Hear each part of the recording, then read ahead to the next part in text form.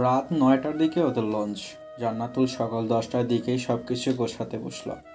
জামা কাপড় থেকে শুরু করে গুরুত্বপূর্ণ কাগজপত্র সব কিছু খুব সাবধানে রাখতে হবে, সব গুছিয়ে। যদি কিছু একটা ভুল করে রেখে যায় তবে বিপদ। ওর কাজ কমে ভীষণ তাড়াহুড়ো ভাব লক্ষ্য করছে স্বামীর। বিছানার হেড সাইডে হেলান দিয়ে বসে আছে সে। ভর সকালে জানালা থেকে আসা করা মিঠা রোদের উষ্ণতা নিয়ে নিতে হঠাৎ জান্নাতুলকে বলে উঠল, তাড়াহুড়োতে আবার কিছু ফেলে রেখে যেও না। জান্নাত চটপটে জবাব দেয়, আমার মনে আছে, সব নিয়েছি। স্বামীর জানে জান্নাত কাজে কর্মে চালু মেয়ে, এসব বলার প্রয়োজন নেই, তবুও বলল, আসলে ইদানিং মেয়েটাকে খুঁচিয়ে খুঁচিয়ে কথা বলতে তার ভালো লাগছে। নয়তো মেয়েটা এক শব্দ প্রয়োজনের বাইরে খরচ করে না। একটা বোবা বউ। স্বামীর অবশ্য চেয়েছিল যে বাড়িতে অহেতুক কথা বলবে না, তবে যে স্বামীরকে একাকিত্বে ভোগাবে এমন বউ সে চায়নি। স্বামীর সংসার করতে চেয়েছিল নিরিবিলি একটা সংসার, বোবার সংসার তো নয়। ছুটে ছুটে জান্নাত যখন সব গুছিয়ে নিচ্ছিল তখন স্বামীর ফোনে হঠাৎ একটা কল আসে। রিসিভ করে 10 সেকেন্ড কথা বলেই স্বামীর বলল, একটা পার্সেল এসেছে নিচে, একটা মেয়ে এনেছে, একটু রিসিভ করে আনো তো দরজা থেকে। ইয়া বড় একটা বক্স। জান্নাত সই করে দু হাতে আগলে নিয়ে দাঁড়িয়ে আছে। রিজিয়া বণিক রান্নাঘর থেকে জানতে চাইলেন, ওতে কি জান্নাত? জি না আম্মা, আপনার ছেলে অর্ডার করলো। ও আচ্ছা, যাও ওকে দাও। আর শোনো, স্বামীরের সব কিছু গুছিয়ে নাও, আমি একবার চেক করে দেখব যাওয়ার আগে। ঘাড় কাত করে জান্নাত দোতলায় উঠল। বক্সটা এনে স্বামীরের কাছে রাখতেই স্বামীর খুব একটা ভ্রুক্ষেপ না করে নিজের মনোযোগী দৃষ্টি ফোনের স্ক্রিনে নিবদ্ধ করেই বলল, খোলো ওটা। জান্নাত খুলল বক্সটা, এক এক করে বের করে আনলো দুটো ঘরে পরার সুতি শাড়ি, স্যানিটারি ন্যাপকিনের প্যাকেট, জান্নাতের শ্যাম্পু, সুগন্ধি এবং কিছু চকলেট। গলির মাথায় যে বড় সুপার মার্কেট আছে সেখান থেকে অর্ডার করে নিয়েছে স্বামীর। ওসব ধরে রেখে আয়ত চোখ জোড়া জান্নাতে স্বামীরের গম্ভীর মুখটা দেখে। স্বামীর ফোনের নোটপ্যাডে অফিসের কিছু ডেডলাইন লিখতে লিখতে বিরক্ত ভঙ্গিতে বলে, কি শাড়ি পরে বাড়িতে থাকো, হ্যাঁ? চোখে দেখো না, ভিখারিকেও দেয়া যায় না এমন হয়েছে রং উঠে গিয়ে। আজ ধুয়ে মাকে দিয়ে দেবে, ওই দুটো দিয়ে কাঁথা সেলাই করার মতো যোগ্য না শাড়িটা। জান্নাত দৃষ্টি জোড়া নত করে চুপচাপ ঢোক গিল। স্বামীর খিটখিট করেই চলছে, শ্যাম্পু নাই, এটা আমার বোতল ঝাঁকিয়ে দেখতে হয় কেন? আমার কি আর কোনো কাজ নাই? সারাদিন ঘরে কোথায় কি নাই সেসব খুঁজবো মহিলা মানুষের মতো? আশ্চর্য মেয়ে তো তুমি। জান্নাত তখনও নিশ্চুপ হয়ে থাকে। স্বামীর কথা থামিয়ে আর চোখে এক পলক দেখে গলা খাকারি দিয়ে বলে, এবার সে সব কিছু গুছিয়ে নাও। ওখানে গেলে এসব কে কিনে দেবে? আমি পারবো না। সায়নকে তো বলতে পারবে না, নিজেও কিনতে পারবে না, তাই আগে ভাগে আনিয়ে দিলাম। ব্যাগে ভরো, সব কিছু ব্যাগে ভরো, যাতে ঝামেলায় পড়তে না হয়। জান্নাত চুপচাপ তাই করল। হ্যাঁ, তবে হাতের জিনিসপত্র ব্যাগে ভরে লোকটার দিকে একটিবার তাকালো না, চোখ সে তুললই না। ব্যগ্র কণ্ঠে আসছে বলে এক প্রকার লাফিয়ে লাফিয়ে ছুটে বেরিয়ে যায় ঘর থেকে। স্বামীর আবারও নিজের কাজে মনোযোগী হয়, খিটখিটে করেই বলে, লাভ দেওয়ার স্বাধীনতা পেয়েছো, তাই কথায় কথায় লাভ দেয়। আশ্চর্যময় মানুষ। জান্নাত এক ছুটে নিচে নেমে এলো। ভেতরে ভেতরে হাঁপাচ্ছে মেয়েটা। মাইমুনা ওকে বললেন, এমন করতেছো কে? মোর নাতি চাপে ধরছিলে তোরে? জান্নাত জবাব না দিয়ে ঢকঢক করে এক গ্লাস পানি খায়। মাইমুনার কৌতূহলী চকচকে দৃষ্টি জানতে চাইল, বক্সে কি আনছিল? কাউন দাউন? জান্নাত বুঝিয়ে বলার পরে মাইমুনা ছেঁচে রাখা পানটা মুঠি থেকে মুখে পুরে চিবুতে চিবুতে আয়ুষী ভঙ্গিতে বললেন, তুই যতই কো, আমার নাতিটা ভালোই। কত বেটা মানুষ আছে বইয়ের সাবান আছে কিনা নাই চাইয়াও দেখে না, কিন্তু রাইতে দাঁড়ে আইয়া কাপড় খোলার সময় কই তোমার শাড়ির আসলে গুনে রসুনের গ্যারান করে কে? দূর, পরিষ্কার থাকতে পারো না? পড়তে যদি এমন বাতারের আতলে তোই বুঝতি মাগি, এখন তো শুক্রিয়া নাই। জান্নাত দাদি শাশুড়ির কথার জবাব না দিয়ে রান্নাঘরে ঢুকে স্বামীর জন্য ফল কেটে নেয়। থালা ভর্তি ফল কেটে দোতলায় উঠে দেখলো স্বামীর বারান্দায় একটা চেয়ারে বসে রোদে মুখের সামনে আয়না ধরে কিছু একটা করছিল। জান্নাত থালা রেখে এগিয়ে গিয়ে দেখলো ছোট সিজার দিয়ে কানের কাছে কিছু চুল ছাটকাট করছে। এই কমাসে খুব বেশি সেলুনে যায়নি স্বামীর পায়ের জন্য, হেয়ার স্টাইল নিজে থেকেই করেছে। লোকটার অসুবিধা হচ্ছে দেখে জান্নাত বলল, আমি করে দেব? এখান থেকে জিরো করতে হবে তো। স্বামীর ওর কথা ভরসা পেয়ে তবেই কাঁচিটা দিল। কাঁচি হাতে নিয়ে জান্নাত বলে উঠল। এ মা, আপনার এই চুলগুলো থেকে পেকে গিয়েছে তো। জান্নাতের হঠাৎ বলা এই কথাতে ইতস্তত বোধ করলো স্বামীর। মিনমিনে স্বরে বলল, ওটা হরমোনাল একটা সমস্যার কারণে এমন। বুড়ো হয়ে যাওয়ার পর পাকা চুল নয়। জান্নাতের হঠাৎ ভীষণ হাসি পেল। দাঁতে ঠোঁট চেপে চুপ করে আছে। স্বামীরের তেরসা নজর ও সব দেখে গম্ভীর হয়ে বলে, কেউ 29 বছরে বুড়ো হয় না, বুঝতে হবে। জান্নাত হাসি চেপে রেখেই মাথা নাড়ে, নিচু স্বরে বলে, আমি জানি এটা কিসের চুল। গ্রামে এটাকে আমরা বলি জোনাকি চুল। খুব খুব করে কাশলো স্বামীর, বলল, হ্যাঁ, ওই জোনাকি মোনাকি ওইটাই সম্ভবত। এটা বার্ধক্যের পাকা নয়, বুঝছো? সে দেরি আছে। গলায় বেশ জোর স্বামীর চৌধুরীর, বেশ আত্মবিশ্বাসী সে। তার বার্ধক্য এত তাড়াতাড়ি আসছে না তাই। চুল ছাড়তে ছাড়তে জান্নাতের অন্যমনস্ক ভঙ্গিতে জবাব দেয়, দেরি নেই খুব একটা। এই 4-5 বছরের মাথায় দেখবেন শুরু হয়েছে। বয়স তো আপনার কম হয়নি। জান্নাত কথাটা বলছে খুব স্বাভাবিক ভঙ্গিতে, মনে কোনো কুটিলতা ছিল না। তবে স্বামীর চোখ সরু সরু করে বলল, আমার বয়স কম হয়নি মানে? মাত্র 29। আমি বুড়ো? না, বুড়ো কে বললো? আর 5 বছর গেলে বুড়ো হতে থাকবেন সেটা বলেছি। মুখটা জুড়ে অন্ধকার নামলো স্বামীরের। কপাল কুঁচকে আড়ে আড়ে তাকাচ্ছে জান্নাতের মুখটাতে। জান্নাত স্বামীরের খুব কাছে ঝুঁকে কাছির কাজ চালাচ্ছে। স্বামীর হঠাৎ বলল, তোমার আর আমার বয়সের পার্থক্য কত জান্নাতুল? এই তো 11 বছর। কেন? গলা খাগাড়ি দিল স্বামীর। অতটা বেশি পার্থক্য নেই। এটা সুন্দর। এমন এজ গ্যাপের বিয়েতে শান্তি থাকে। স্বামীর বুদ্ধি, বিবেচনা এবং স্ত্রীর সরলতা দুটোর সংমিশ্রণে শান্তি থাকে। আন্ডারস্ট্যান্ডিং ভালো হয়। এক পলক তাকালো জান্নাত। তাচ্ছিল্য নিয়ে ক্ষীণ আওয়াজে বলল, হ্যাঁ, খুব আন্ডারস্ট্যান্ডিং।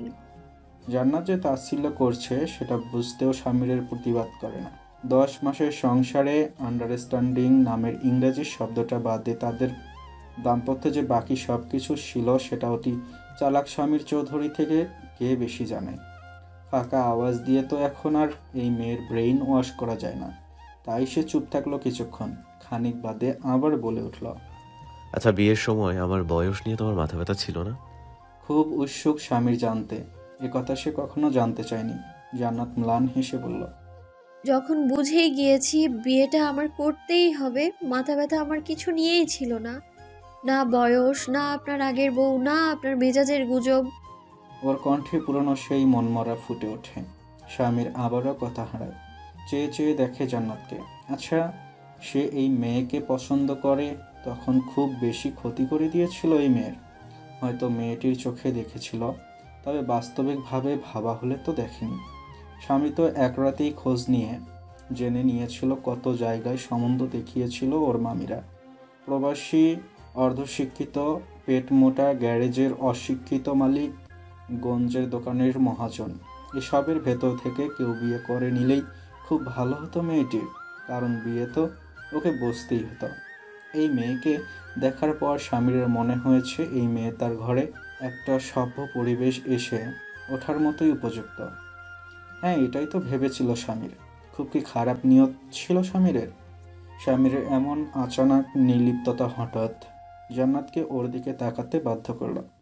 কাচির কাজে হাত দুটোকে ব্যস্ত রেখে এবার জান্নাত বলে উঠল, আচ্ছা, আপনি কেন এত ছোট একটা মেয়েকে বিয়ে করেছিলেন?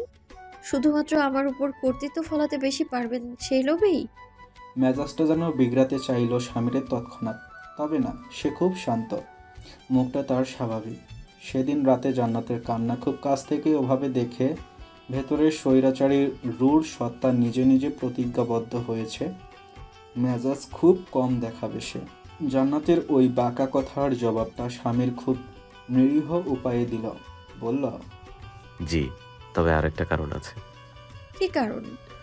ছোট একটা মেয়েকে বিয়ে করেছি কারণ আমার সংসারে কুটিলতা ছাড়া একটা কচি ব্রেইনের প্রয়োজন ছিল, যে আমার ওয়ালেট থেকে টাকা সরানোর ধান্দায় থাকবে না সারাদিন, কিংবা অত সাংসারিক জটিলতা তার মাথায় থাকবে না, যে থাকবে আমার কাছে শুধু শান্তির পরিপূরক। জান্নাত হঠাৎ চোখ নামিয়ে নেয়, এলোমেলো দৃষ্টি ফেলে নড়ে চড়ে ওঠে। দাঁড়িয়ে থাকা অবস্থায় ওভাবে ঝুঁকে চুল ছাড়তে গিয়ে পিঠ ব্যথা হয়ে এলো ওর। কোমরে হাত চেপে এদিক ওদিক তাকিয়ে একটা চেয়ার টেনে আনলো, কিন্তু অসুবিধা হলো এই বারান্দায় দুটো চেয়ার পাশাপাশি রাখা যায় না। স্বামীর ওকে দেখছিল মনোযোগী দৃষ্টিতে। হঠাৎ বলল, বসতে চাও? কোলে বসো, কাজটা করতে বেশি সুবিধা হবে। জান্নাত মৃদু চমকালো, দৃষ্টি জোড়া পায়ের নখে নামিয়ে আটখাই করতে থাকে। ওকে ওভাবে আড়ষ্ট হতে দেখে স্বামীর হঠাৎ এক কাজ করে বসল। এক হাতে হ্যাঁচকা টান মেরে মেয়েটাকে বসিয়ে নিল কোলে। শরীরের নিয়ন্ত্রণ হারিয়ে জান্নাত আগলে ধরল স্বামীরের গলা। কাঁপতে থাকলো তিরতির করে, বধূ সুলভ লাজে সংকোচে। এতক্ষণে স্বামীর হাত বাড়িয়ে আলতো করে চেপে ধরল জান্নাতের চোয়াল। ধমকের সুর গলায়, তবে নিচু স্বরেই বলল, কেন? আগে খুশি মনে বসনি এখানে? নাকি সেটাও আমার অত্যাচার ছিল, আমার স্বৈরাচারিতা ছিল, আমার জুলুম ছিল? জান্নাত না কিছু বলে, না চোখ তোলে। কাচি ধরে রাখা হাতটা কাঁপছে মৃদু। স্বামীর বউয়ের রাঙ্গা মুখটা অপলক দেখতে দেখতে কোমর চেপে নিজের বাহুতে আরেকটু মিশিয়ে নিয়ে বলতে থাকে, ছেড়ে যাবে? যখন যাবে তখন যাবে। এখন এভাবেই কাজটা করবে তুমি। তোমার মন জ্বলুক তবুও। জান্নাত হাঁসফাঁস করতে করতে আবার তার কাজে মনোযোগী হয়। স্বামীর বাঁকা হেসে মুগ্ধতা ভরা নয়নের নির্নিমেষে দেখতে থাকে ওকেই। জান্নাত তাকায় না আর ওই চোখে। জান্নাত টের পায় ওই চোখে আপাতত কোনো অত্যাচার, কোনো জুলুম নেই। যা আছে জান্নাত দেখতে পেলেই নিজেকে ভেঙে চুরে কেঁদে ফেলবে এক্ষুনি। তোমার গায়ের স্বাভাবিক ঘ্রাণটা খুব সুন্দর, কাইন্ড অফ ল্যাভেন্ডার। তুমি ছেড়ে গেলে এটা খুব মিস করব। ঘনিষ্ঠ হওয়ার দরুন স্বামী দু চোখ বন্ধ করে মস্করা করে কথাটা বলে উঠল হঠাৎ। জান্নাত তখন স্বামীর চুলের আরেক পাশ ছাড়ছিল। সেও গম্ভীর স্বরে মস্করা করে ওঠে, তখন বেলি কনক চাপা এসে আপনাকে ভুলিয়ে দেবে। কঠিন হলো স্বামীরের মুখটা। চোখ খুলে দেয় তড়িৎ। রাগী চোখে জান্নাতকে সেকেন্ড দুয়েক দেখছিল যখন, তখন ওর চোখ পড়ল জান্নাতের ঠোঁটে। এতক্ষণে স্বামীর একটু অস্থির হয়ে মেয়েটাকে ধরে ফেলল হাতে পেঁচিয়ে। জান্নাত জানে লোকটা কি করতে চাইছে। বাধা সে দেয় না, উল্টো চোখ বন্ধ করে নেয়। ভেতরের নিরীহ স্ত্রী সত্তা, তার তথাকথিত আত্মসম্মান, তার রাগ, তার অভিমান, তার ক্ষোভ, তার অভিযোগ সব ভুলে ডুবতে চায় স্বামীর ঠোঁটের আলস্যে। তার ওই সত্তা জানে, তার ঠোঁট জানে, সে একটুতে আপ্লুত হতোই। মিনিট দুয়েক শুধু নৈশব্দে শ্বাস প্রশ্বাসের গান শোনা যায়। জান্নাতের হাতের কাছে মেঝেতে পড়ে ঝনঝন শব্দ করলো যখন, স্বামী তখন থামল। ঘোলাটে দৃষ্টিজোড়া স্থির হলো জান্নাতের বুঝিয়ে রাখা চোখ দুটোতে। অস্থির শ্বাস ফেলতে ফেলতে ওর কপাল ঠেকল স্বামীর। এক হাত পিঠে আলতো বুলিয়ে দিয়ে থেমে থেমে বলে, আজ আমার পা ঠিক থাকলে তুমি হয়তো এই ভর সকালে আরেকবার আমার নামে তোমাকে অনুমতি না নিয়ে ছোঁয়ার নালিশ নিয়ে বসে যেতে জানে তো ফেরদৌস। তোমার কি সৌভাগ্য আমার পা ঠিক নেই? আমারও সৌভাগ্য, অনুমতি ছাড়া তোমাকে ছোঁয়ার অপবাদ থেকে বেঁচে গেলাম, কারণ আমার পা ঠিক নেই। জান্নাত চোখ খোলেই না। লোকটার ফিসফিসির বলা কথাগুলো তার পা মাথা জমিয়ে রেখেছে। গোটা শরীর হিম হয়ে আছে, শরীরে কাটা দিচ্ছে। তবে এ বিষয়ে অনুভূতি নয়, দুজনের ঘোর কাটে না, না একে অপরকে ছাড়ে। তবে খানিক বাদে যখন ওয়াইফাই নেটওয়ার্ক চলে আসায় জান্নাতের ফোনের নোটিফিকেশনের টুংটাং আওয়াজ হলো, তখন জান্নাত নড়ে উঠল। স্বামীর ভ্রু কুঁচকে জান্নাতের ফোনটা ওঠালো হাতে। মেসেঞ্জারে কেউ মেসেজ করে রেখেছে, সেটা ওপরে থেকেই পড়ল। কেউ লিখে রেখেছে, ওয়াও জান্নাতুল, তোকে ভীষণ সুন্দর লাগছে নীল শাড়িতে। চোখ জোড়া স্বামীরের কোটর হতে বেরিয়ে আসতে চাইল। কুচকানো ভ্রু আরও কুচকে গেল। সুন্দর লাগছে মানে? জান্নাতের বান্ধবী কিভাবে দেখে নিল জান্নাতের নীল শাড়ি পরিহিতা ছবি? কিভাবে দেখে নিল? ব্যস্ত হাতে মেসেঞ্জারটা খুলল স্বামীর। যা দেখল, রীতিমতো চোখ দুটো লাল হলো তার। জান্নাত ভীষণ স্বাভাবিক, সে জানে সে কোনো অন্যায় করেনি। মেসেঞ্জার স্টোরিতে তার আর রুহির একটা ছবি দিয়েছে। জান্নাতের মুখটা স্টিকার লাগিয়ে ঢেকে রেখেছে, কিন্তু স্বামীরের মেজাজ হারানোর জন্য যথেষ্ট ছিল ওটুকুই। চিবিয়ে চিবিয়ে বলে উঠল, এই ছবি কেন দিয়েছো? ভালো লেগেছে তাই। সবাই তো দেয়, আমি তো স্টিকার দিয়ে রেখেছি, ঢেকে রেখেছি মুখটা। হ্যাঁ, এখন ঢেকে রেখেছো। 2 দিন পরে এই স্টিকার সরে যাবে, কারণ সবাই মুখ দেখায় সোশ্যাল মিডিয়ায়। ঝড়ের পূর্বাভাস। জান্নাত চুপচাপ স্বামীরের হাত থেকে ফোনটা নিয়ে বলল। আমার মনে কোনো পাপ চিন্তা নেই, এটুকু বলতে পারি। তৎক্ষণাৎ একটা ধমক লাগালো স্বামীর। ধমকটা এমন জোরালো ছিল যে জান্নাতের হাতের ফোনটা পড়ল নিচে। মেয়েটা গোল্লা গোল্লা চোখে স্বামীরকে দেখতে লাগলো। বুক কাঁপছে তার, চোখটাও টলটলে হয়েছে। স্বামীর হঠাৎ নিজেকে সামলে নিল। সে সেদিন রাতে প্রতিজ্ঞাবদ্ধ হয়েছে, তুই তরকারি আর গালাগালি আর নয়। মেয়েটাকে সামলাতে হবে নিরীহ পন্থায়, কিন্তু মুখটা চুলকাচ্ছে স্বামীরের। কি করবে সে? কি করা যায়? একটা তাৎক্ষণিক উপায় বের করলো স্বামীর নিজের অন্তর ঠান্ডা করার। মুখটাকে ভীষণ হাসি হাসি করে রেখে বলল, একটা এমন আছাড় মারবো ঘিলু ছিটকে রাস্তায় গড়াগড়ি খাবে। প্লিজ ছবিটা ডিলিট করো প্লিজ। জান্নাত হঠাৎ দারুণ ভয় পেল। বিস্ময়ে বাকরুদ্ধ সে লোকটার অদ্ভুত পদ্ধতিতে শাসন দেখে। চুপচাপ বিনা বাক্যে ব্যয়ে ছবিটা ডিলিট করে দিল।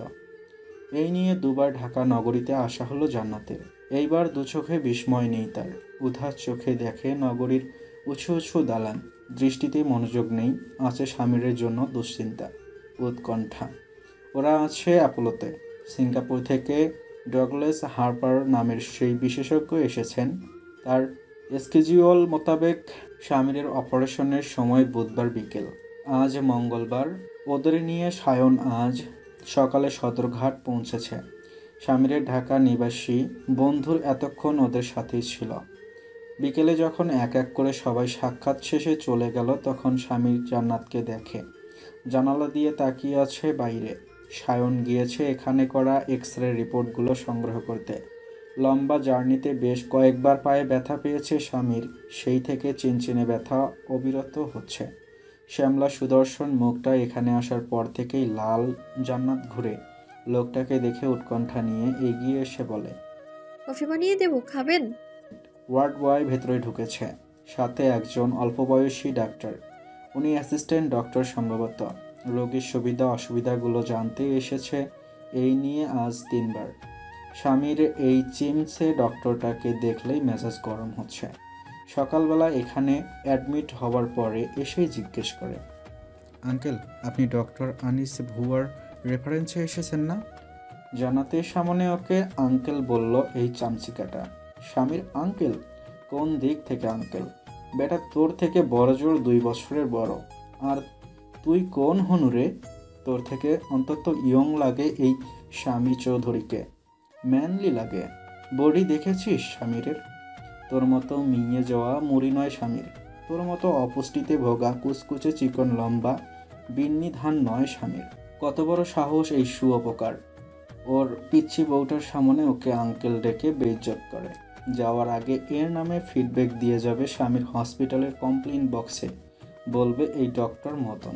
সব থেকে মেজাজ খারাপের কথা হলো ওই সিমসে শুয়োপোকাটা স্বামীরকে আঙ্কেল ডেকে জান্নাতকে আপু ডাকে। সাহস চিন্তা করো! স্বামীর ইচ্ছা করে ঠাটিয়ে এক থাপড়ে ওই সিমছানো মুখটা আরও ভেঙে দিতে। ডক্টরের নাম মুন্না। এবার কেবিনে ঢুকে স্বামীরকে নয় জান্নাতকে বলল, আপু, আজ আঙ্কেলের একটা স্যালাইন চলবে, এনেছেন ওটা? স্বামীর দাঁতে দাঁত চেপে রইল। বহু কষ্টে গালি আটকে রেখেছে নিজের ভেতরে। জান্নাত এক পলক নিজের স্বামীকে দেখল। জান্নাত তো বোঝে সবটাই। লোকটার ফুলিয়ে রাখা মুখটা দেখে মিনিট খানেক মনে মনে হেসে ওই ডক্টরকে বলল, আপনি আমাকে আন্টি বলতে পারেন, আমি ওই আঙ্কেলের বউ। স্বামী চোখ তুলল হঠাৎ। ডক্টরও থতমত খেল। বলল, জি আচ্ছা, তো মেডিসিনটা আনা হলে প্লিজ ইনফর্ম করবেন। লোকটা চলে গেলে স্বামীর আর চোখে জান্নাতকে দেখতে থাকে। মনটা তার ভীষণ রকমের খুশি হয়েছে হঠাৎ। মেজাজটাও হয়েছে ফুরফুরে। জান্নাত 3টা বই এনেছে সাথে। ওখান থেকে একটা তুলে কেবিনের সোফাতে গা এলিয়ে বসে। সায়ন আসে সন্ধ্যায় রিপোর্ট আর হসপিটালের ক্যান্টিন থেকে স্বামীদের জন্য রাতের খাবারটা নিয়ে। কিছু সালাদ এবং স্যুপ। স্বামীর ওকে বলে, আচ্ছা তুই এখন নিলয়দের বাসায় গিয়ে ঘুম দে, কাউকে কল করতে হলে আমি ডেকে নেবো বেল টিপে। আর ওদিকে এনেছিস? তোমাদের ডিনার, সালাদ আর চিকেন স্যুপ। থমথমে হলো স্বামীরের মুখটা হঠাৎ ভাইয়ের কাণ্ডে। একটা ধমক দিয়ে বিরক্ত হয়ে বলল, ধুর, কল করবি না? তোর ভাবি ভাত ছাড়া কিছু খেতে পারে? এই স্যুপ টুপ সে খায়? আশ্চর্য তুই। আমি কি জানি? আচ্ছা যা গিয়ে ভাত নিয়ে আয়, এক্ষুনি যা। জান্নাত হঠাৎ উঠে দাঁড়ালো বই রেখে। ফ্যাল করে তাকিয়ে রইল তার স্বামীর দিকে, একেবারে নিশ্চল, নিশ্চুপ, নিস্পন্দন চোখে। স্বামী তখনও ভাইয়ের সাথে খিটখিট করেই চলছে। কি যে করিস। আচ্ছা শোন, কাল সকালে আসার সময় নিলয়ের বাসা থেকে ঘরের খাবার নিয়ে আসবি। চাঁদের ঝকঝকে আলোতে জানালার কাঁচ গলিয়ে ভেতরে ঢুকে কামরাটাকে আলোকিত রেখেছে। কেবিনে দুটো বাতি নিভিয়েছে জান্নাত কিছুক্ষণ আগেই, তবুও সব কিছু বেশ পরিষ্কার দেখা যাচ্ছিল। স্বামীর ঘুমোয়নি, চুপচাপ আধো আলোতে জান্নাতকে দেখছিল। একটা বই নিয়ে বারবার জান্নাতকে এপাশ ওপাশ হতে দেখে হঠাৎ করে বলে উঠল, আলো চাই, জেলে নাও মাথার কাছের ল্যাম্পটা। আপনার অসুবিধা হবে। আমার এমনিতেও ঘুম আসছে না, স্যালাইন চলছে তাই। জান্নাত উঠে চুপচাপ বসল। মানুষটাকে দেখলো এক পলক। মানুষটার কথায় ভরসা পেয়ে বাতিটা জেলে একটা বই হাতে নিল। স্বামীর এক পলক ফেলে না, সামান্য একটু কাত হয়, উৎসুক ভঙ্গিতে নিচু গলায় বলে, কি ওটা? উপন্যাস। নাম কি? জ্যোৎস্না ও জননীর গল্প। মৃদু শ্বাস ফেলল স্বামীর। বেশ ভালো, মুক্তিযুদ্ধ ভিত্তিক উপন্যাস। গল্পে গল্পে আমাদের মুক্তিযুদ্ধ, এগুলো পড়া ভালো। স্বামীর সমর্থন জানায় বেশ ফুরফুরে মেজাজে। জান্নাত বলে ওঠে, এইসব পড়লে পেকে যাব না তো আবার আমি? শাহাবাগী হয়ে যাব না তো? না, এই গল্পটা নারীর স্বাধীনতা নিয়ে নয়, দেশের স্বাধীনতা নিয়ে। তবে হ্যাঁ, এই গল্পে আসমানি নামে একটা অতি ফাজিল মহিলা আছে, যে তার স্বামীর সাথে অতিরিক্ত বেয়াদবি করে, ঝগড়া করে, বারবার বাড়ি থেকে বান্ধবীর বাড়িতে চলে যায় রাগ করে। শেষটায় তো 25শে মার্চের পরে রাগ করে মেয়েকে নিয়ে বান্ধবীর বাসায় গিয়ে ফেঁসে গিয়েছিল। পুরো মুক্তিযুদ্ধের সময়টা স্বামীর মুখ দেখতে পারেনি। তখন হারে হারে টের পেয়েছে স্বামী কি জিনিস, আর নিজের বাড়াবাড়ির জন্য পস্তাইছে। বেয়াদব মেয়ে। কথাগুলো কেমন মেজাজি বাচ্চাদের মতো বলে ওঠে স্বামীর। জান্নাত হঠাৎ হেসে ফেলে, খিলখিলিয়ে হাসতে থাকে দীর্ঘ সময়। স্বামীর অবাক চোখে তাকায়, বলল, হাসার কি হলো? আপনার ভাব দেখে মনে হচ্ছে আসমানিকে এক্ষুনি হাতের কাছে পেলে গলাটা টিপে ধরতেন শাহেদের সাথে ঝগড়া করার জন্য। কথা বলে না স্বামীর চুপ হয়ে যায়। জান্নাত হঠাৎ চিন্তিত ভঙ্গিতে তাকায়, বই রেখে আকস্মিক দাঁড়িয়ে বলে, ইয়া আল্লাহ, আপনার রাতের ওষুধ তো দেইনি মা, ওটা তো শেষ। ছোট দাদাকে দিয়ে আনিয়েও রাখিনি। হায় আল্লাহ, এখন কি হবে? বড় বড় শ্বাস ফেলছে জান্নাত। স্বামীর বলল, আচ্ছা, এত উত্তেজিত হয়ে যাওয়ার মতো তো কিছু হয় নাই। ওটা তো মিস দিতে বারণ করেছে ডক্টর, আপনার বুকের পাঁজরের জন্য। না না, আল্লাহ, এ কি ভুল করলাম আমি? এখন কি হবে? আচ্ছা, নিচ তলায় মেডিসিন কর্নার আছে না? প্রেসক্রিপশন নিয়ে গেলে পাবো না এখন? রাত 1:30টা অবধি তো খোলা থাকে, আমি যাই। কথাগুলো বলতে গিয়ে কেমন ছটফট করছে জান্নাত। ওর গলার কাছে কান্না চেপেছে। স্বামীরের মনে হলো দু চোখ বিস্ময় নিয়ে তাকিয়ে আছে স্বামীর। হঠাৎ অস্ফুটে বলল, তাতে এভাবে করার কি আছে, একটা বেলাই তো। জান্নাত তাড়াহুড়ো করে পার্স হাতে নিয়ে বলল, না, এক বেলাও মিস দেওয়া যাবে না। অ্যান্টিবায়োটিকের ডোজ মিস দিলে কাজ করবে না। আবার ওই অত পাওয়ারি ওষুধ শুরু থেকে গিলতে হবে আপনাকে। আমি বরং যাই। জান্নাত প্রেসক্রিপশন নেয় হাতে। স্বামীর কপাল কুঁচকে বলে, তুমি কোথাও যাবে না জান্নাতুল, তুমি লিফটে চড়তে পারো না? লিফটম্যান আছে, আমি পারবো। প্লিজ যাই, আপনি টাকা দিন। স্বামীরের টাকা দেওয়ার অপেক্ষা জান্নাত করে না। নিজের ওয়ালেট বের করে 500 টাকার 2টা নোট পার্সে ঢুকিয়ে হন্তদন্ত হয়ে বেরিয়ে যায় কেবিন থেকে। হাতে ক্যানুলা লাগিয়ে শুয়েই স্বামীর ডেকে চলছে ওকে পেছন থেকে রাগী গলায়। অতঃপর ধীরে ধীরে স্বামীরের গলার তেজ কমে আসে, মুখটা গম্ভীরতা সরিয়ে সহজ হয় ধীরে ধীরে। ধীরে ধীরে স্বামীর চৌধুরী হঠাৎ শ্বাস ফেলল স্বস্তির, এবং ধীরে ধীরেই বদমেজাজি মুখটাও স্মিত হাসল। ওষুধটা কিনতে পেরেছে জান্নাত ঠিকঠাকভাবে। লিফটে নামতেও কোনো অসুবিধা হয়নি, তবে ওপরে উঠতে গিয়ে যত বিপত্তি হলো। মোট 4টা লিফট, 2টো বন্ধ। পশ্চিমের লিফটটাতে উঠতে যাবে, তক্ষুনি এক লোক বলে উঠল, মিস, এটা ডক্টরসদের লিফট, কাইন্ডলি ওপাশেরটাতে যান। জান্নাত বিব্রত ভঙ্গিতে আরেকটার সামনে যেতেই দেখল দাঁড়িয়ে আছে উঠতি বয়সী কয়েকজন ছেলে আর 2জন পুরুষ। এক পলক সবার চোখের দিকে তাকিয়ে জান্নাত ভয় পেল। এভাবে এতগুলো পুরুষের সাথে তাকে উঠতে হবে লিফটে। শ্বাস ফেলল জান্নাত। মেডিসিন কর্নার ব্যতীত আশপাশটা ফাঁকা। প্রতিটি তলাও নিশ্চয়ই এখন লোক সমাগমহীন। এদের সাথে লিফটে ওঠার সাহস হয় না ওর। জান্নাত ছুটতে ছুটতে সিঁড়ির কাছে যায়। 6 তলা তো, জান্নাত পারবে। রুদ্র শ্বাসে জান্নাত যখন সিঁড়ির দিকে ছুটল, হঠাৎ টের পেল লিফটের ওখান থেকে দুটো ছেলেও সিঁড়ি বেয়ে উঠছে। আচমকা থেমে গিয়ে জান্নাত ঘাবড়ায়, তবে ঘাড় ঘোরায় না। লাফিয়ে লাফিয়ে উঠতে থাকে সিঁড়ি বেয়ে। তেমনিভাবে জান্নাতের মনে হলো ওই আগন্তুকেরাও উঠছে। এটা অবশ্য মনের ভ্রম ছিল জান্নাতের। তার হঠাৎ কান্না পাচ্ছে। স্বভাবত সে খুবই ভীতু প্রকৃতির মেয়ে। পার্স হাতড়ে ফোনটা বের করলো, তবে ফোন করলো না স্বামীরকে। সে ছুটতে ব্যস্ত। ততক্ষণে স্বামী তাকে 7টা কল দিয়েছে। মেজাজটা ভীষণ গরম হয়েছে স্বামীরের। একে তো লাফিয়ে লাফিয়ে গেল নিষেধ সত্ত্বেও, এখন কল ধরছে না। অস্থির আর অধৈর্য স্বামীর হঠাৎ স্যালাইনের নল খুলে উঠল।